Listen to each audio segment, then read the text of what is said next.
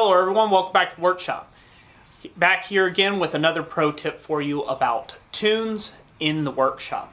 So these are a pair of 3M kind of noise canceling headphones, if you will. They put a lot of noise in your ears when you crank up the volume.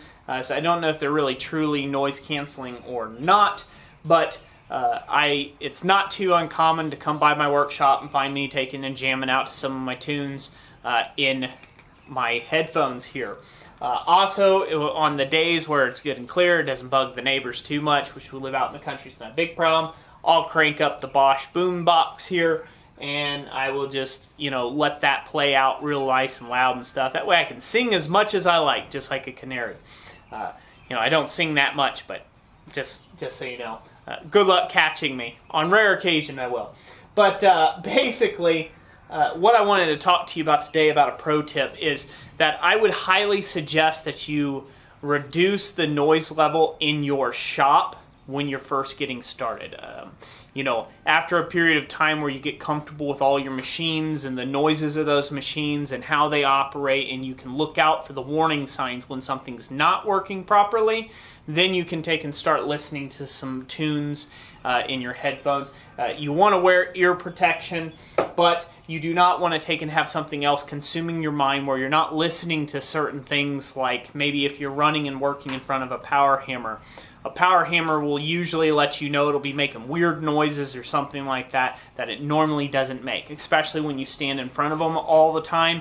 And you can protect your equipment from damage and protect yourself from damage if you can pick up on those little subtle changes in pitch and noise when it's hammering.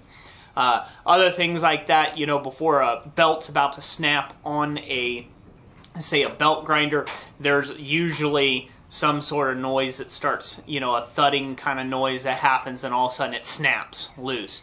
And, if you've got tunes cranked up in your ears, you may not hear that, and you end up getting slapped about 1,000 times per minute there in front of the belt grinder. So if you're in somebody else's shop, it is really a good idea to turn the music down, just be safe, and listen to the sounds of the shop and get really accustomed to the sound of the way the anvil sounds and the way the metal sounds when you hit it, and especially when you're working with machinery of any kind. Get used to the sounds of that equipment before you ever put on headphones and listen to your jams. So let me know, do you listen to music in your shop or don't listen to music? And I'd be curious to find out what type of music you listen into your shop. Drop it in the comment section down below. If you found this helpful, smash that like button if that's something you're into.